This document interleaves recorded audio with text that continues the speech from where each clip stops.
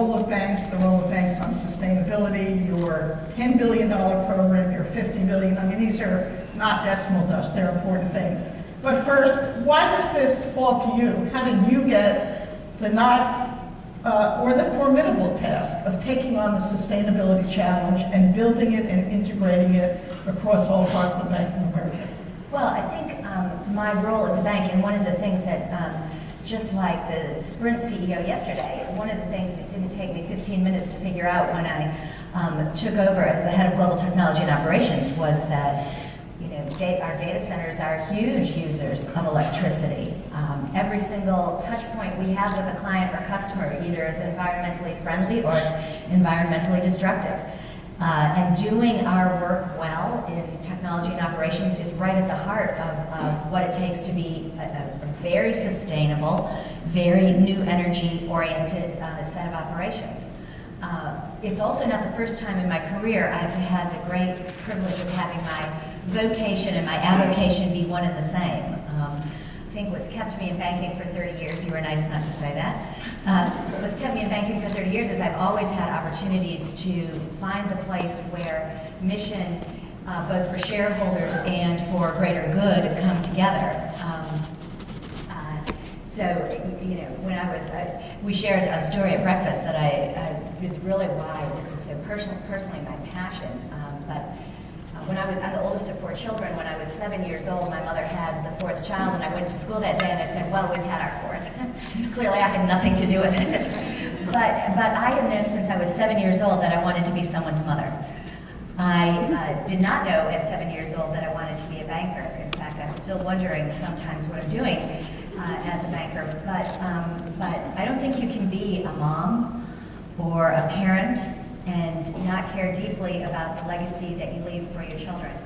And now that my daughter is 17 and I realize every day I have the potential to be a grandmother, well, if you have a 17-year-old, you know I'm right. If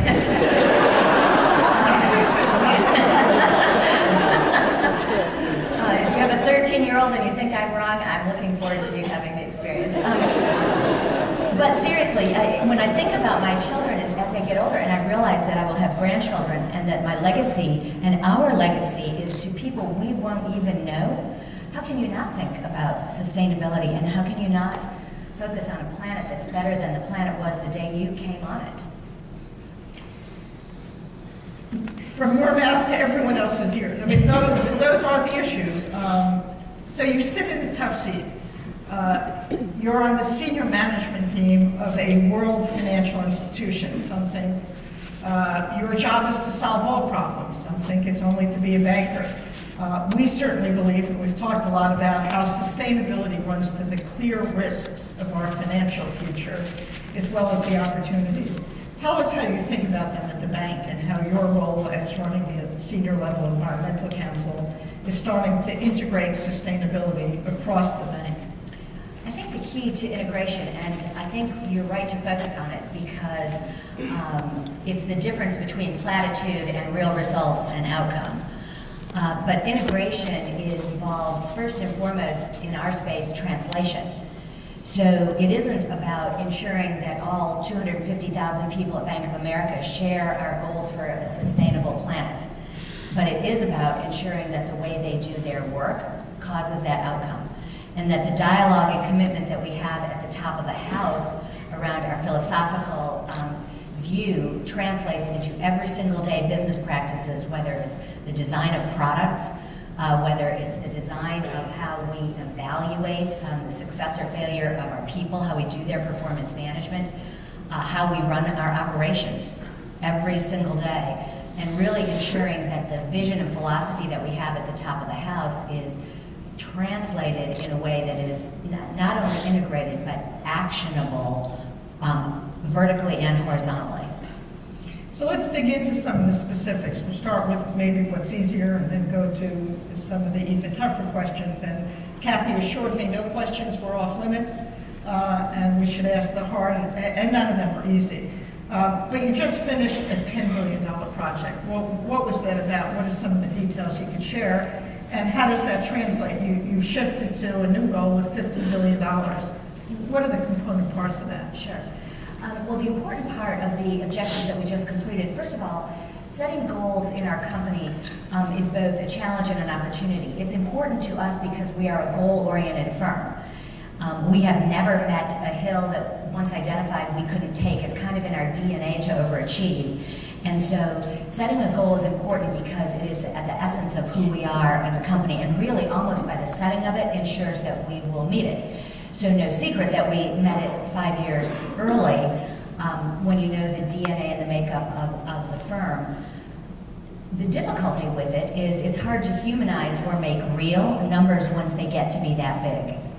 And so really what I'm most proud about the $20 billion result is that it's really comprised of, $9+ billion in energy efficiency projects, that it's $6+ billion in wind and solar and other renewables.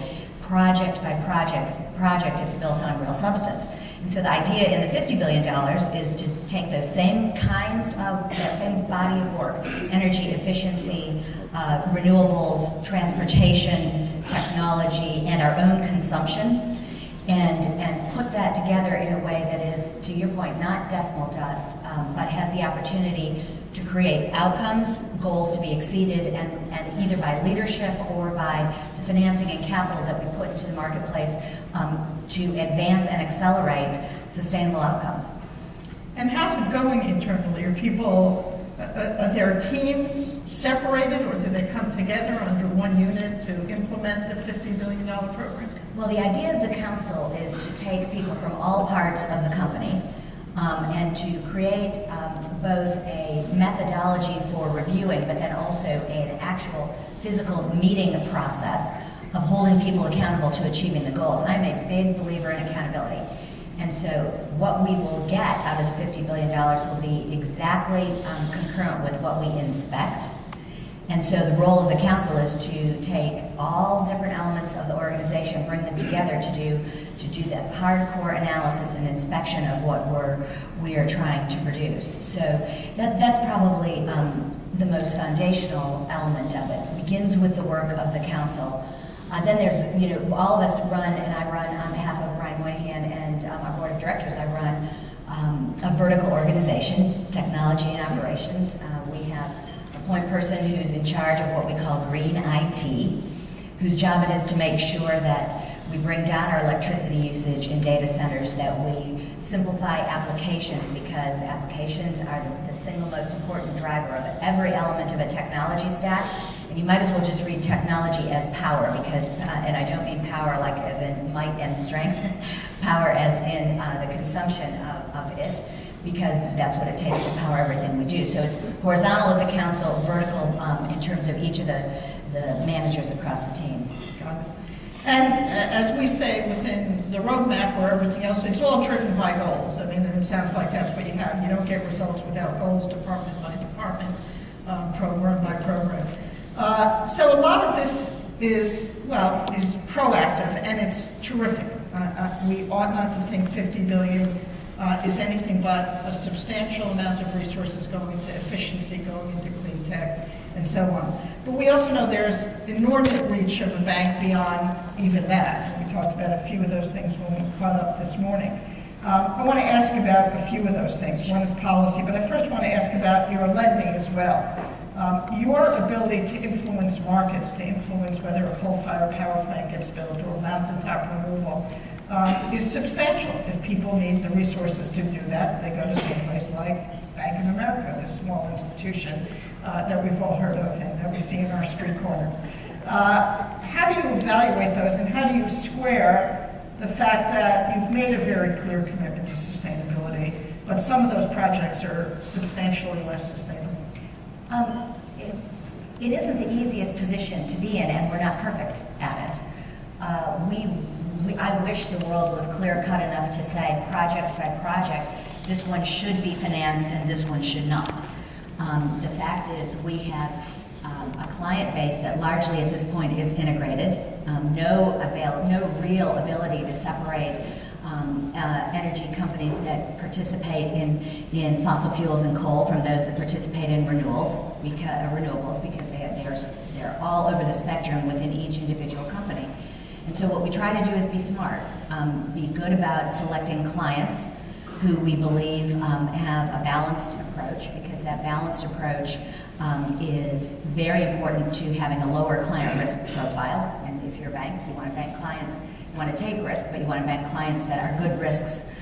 So it becomes a very important part of our risk analysis on a client-by-client basis.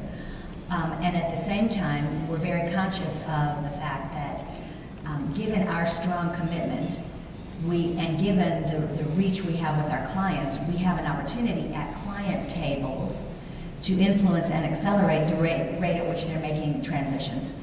And honestly, I have not been at a client table where I've seen a client's objectives not be toward a future state that is low carbon, low fossil fuels, if not the removal of those, transitioning to new energy. It is just a very tough, not overnight long process. And our belief is we do better by staying at the table and financing that transition and influencing that transition than if we were to use or take our chips off of the table and choose not to use our influence. Is it possible that version 3.0, once you accomplish the 50 million, and you may very well come up with additions before that, this doesn't have to be one following the other, will take a more firm position on what you finance and what you don't? I think the industry will move in that direction. I actually don't think, whether we do or not is something, of course, we'll always take a look at, and we're constantly refreshing our viewpoint here. The past does not and can't be prologue, I don't believe, in the space of renewables and new energy, because that's a bad story, right? And the power of extrapolation just doesn't add up to what we know it takes to change the planet. So we always continue to evaluate what our forward-looking view should be, but the market is moving toward the economy that you describe. If you think about our clients, what our clients and customers want is the ability to take a picture of their check with their mobile device and deposit the check that way. That means they're not in their cars, they're not sending or giving us a piece of paper with a piece of paper deposit slip attached to it. We're not sending it back to them via snail mail. And whether you take that basic consumer example, or you think about the largest corporate and institutional clients that we have, where they believe our job is to help them translate top-line revenue into bottom-line profitability, their demand for our participation in and leadership in and financing of sustainable capabilities and sustainable sources of energy, their demand will make policy and declarative policy less relevant and will pull us all into the economy that you described. And to the extent that doesn't work, and we have to continue to be aggressive public policy drivers, the bank is perfectly prepared to do what we've been doing for 15 years, which is to stay in that game and drive aggressive public policy forward. You know, one other point that we talked about this morning that I might toss out here is banks are an organizations comprised of people.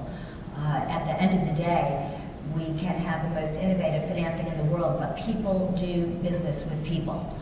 Constantly people talk to me about the teller that they love, or the commercial banker that they love, or the leasing executive that they love. And so at the end of the day, we succeed or fail on our ability to hire and motivate talent.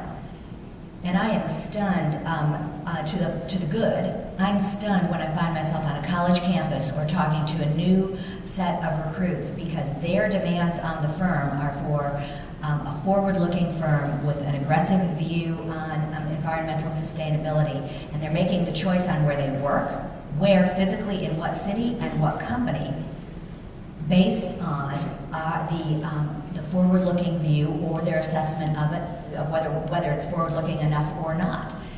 And there comes a point in time, today already, but increasingly, where we can't hire the talent we need if we're not the most out there, forward-looking financial institution. We'll lose the war on talent.